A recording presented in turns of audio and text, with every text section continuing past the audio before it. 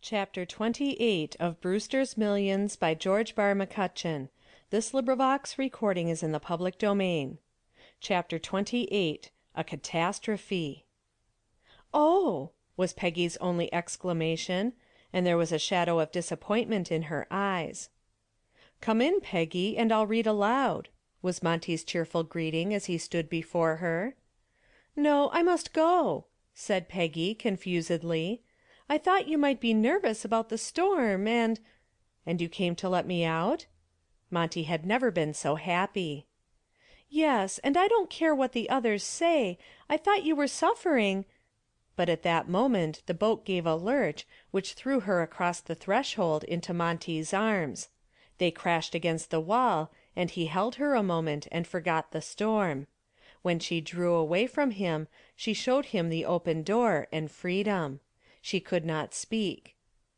"Where are the others?" he asked, bracing himself in the doorway. "Oh, Monty," she cried, "we must not go to them. They will think me a traitor." "Why are you a traitor, Peggy?" he demanded, turning toward her suddenly.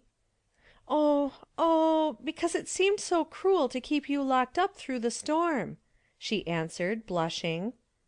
"And there was no other reason?" he persisted. "Don't, please don't," she cried piteously, and he misunderstood her emotion. It was clear that she was merely sorry for him. "Never mind, Peggy, it's all right. You stood by me, and I'll stand by you. Come on, we'll face the mob, and I'll do the fighting." Together they made their way into the presence of the mutineers, who were crowded into the main cabin. "Well, here's a conspiracy," cried Dan DeMille, but there was no anger in his voice. "How did you escape? I was just thinking of unlocking your door, Monty, but the key seemed to be missing." Peggy displayed it triumphantly. "By Jove!" cried Dan. "This is rank treachery. Who was on guard?" A steward rushing through the cabin at this moment in answer to frantic calls from Bragdon furnished an eloquent reply to the question. "It was simple," said Monty. "The guards deserted their post and left the key behind." "Then it is up to me to pay you $1,000. "Not at all," protested Monty, taken aback. "I did not escape of my own accord. I had help. The money is yours.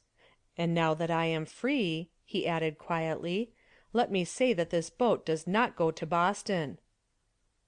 "Just what I expected," cried Vanderpool. "She's going straight to New York," declared Monty.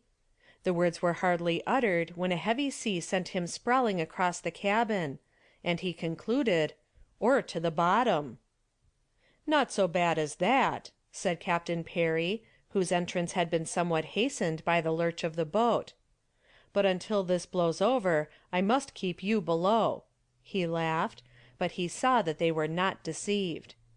"The seas are pretty heavy and the decks are being holystoned for nothing, but I wouldn't like to have any of you washed overboard by mistake." The hatches were battened down, and it was a sorry company that tried to while away the evening in the main cabin.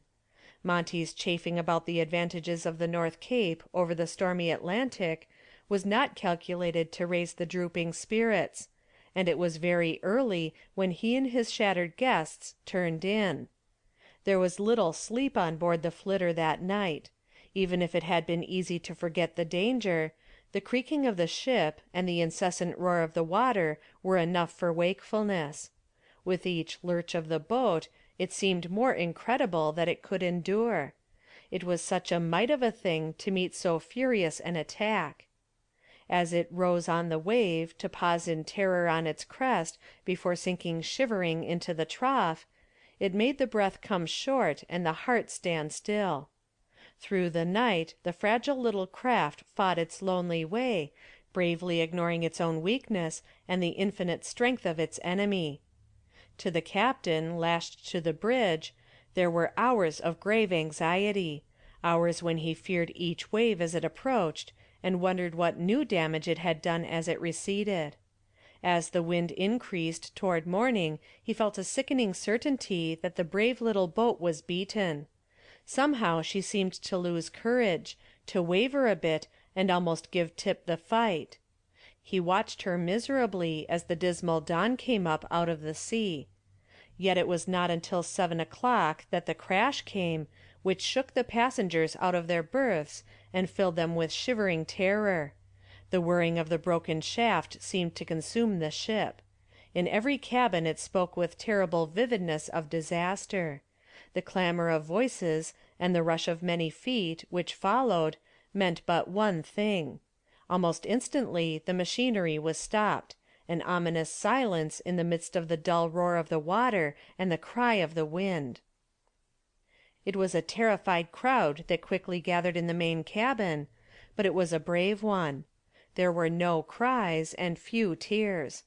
They expected anything and were ready for the worst, but they would not show the white feather. It was Mrs. Dan who broke the tension. "I made sure of my pearls," she said. "I thought they would be appreciated at the bottom of the sea." Brewster came in upon their laughter. "I like your nerve, people," he exclaimed. "You are all right. It won't be so bad now. The wind has dropped." Long afterward, when they talked the matter over, DeMille claimed that the only thing that bothered him that night was the effort to decide whether the club of which he and Monty were members would put in the main hallway 2 black-bordered cards, each bearing a name, or only one with both names. Mr. Valentine regretted that he had gone on for years paying life insurance premiums, when now his only relatives were on the boat and would die with him. The captain, looking pretty rocky after his 24-hour vigil, summoned his chief. "We're in a bad hole, Mr. Brewster," he said when they were alone, "and no mistake.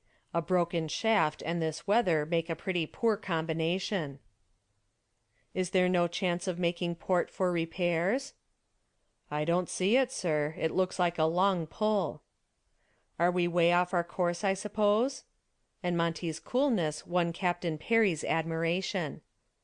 "I can't tell you how much until I get the sun, but this wind is hell. I suspect we've drifted pretty far." "Come and get some coffee, Captain. While the storm lasts, the only thing to do is cheer up the women and trust to luck."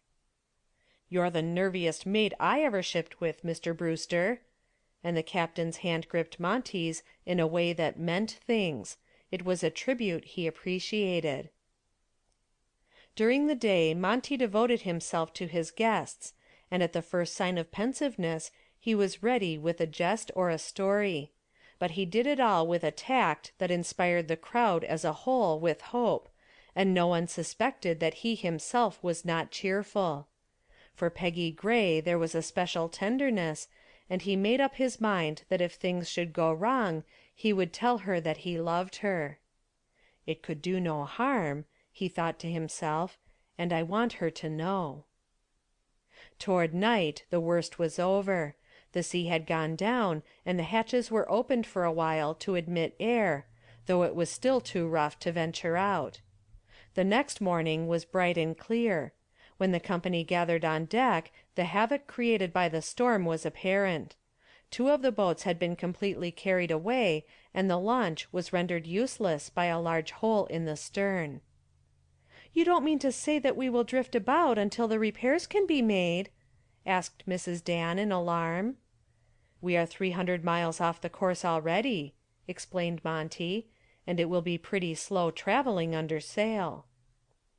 It was decided to make for the Canary Islands, where repairs could be made and the voyage resumed. But where the wind had raged a few days before, it had now disappeared altogether, and for a week the flitter tossed about absolutely unable to make headway. The 1st of August had arrived, and Monty himself was beginning to be nervous. With the fatal day not quite 2 months away, things began to look serious.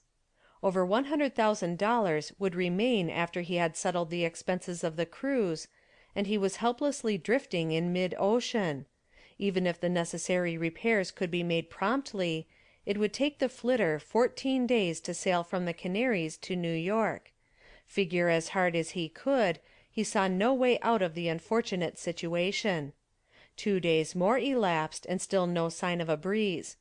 He made sure that September 23rd would find him still drifting and still in possession of 100,000 superfluous dollars.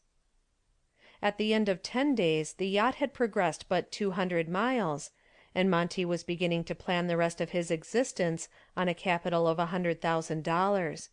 He had given up all hope of the Sedgwick legacy, and was trying to be resigned to his fate, when a tramp steamer was suddenly sighted.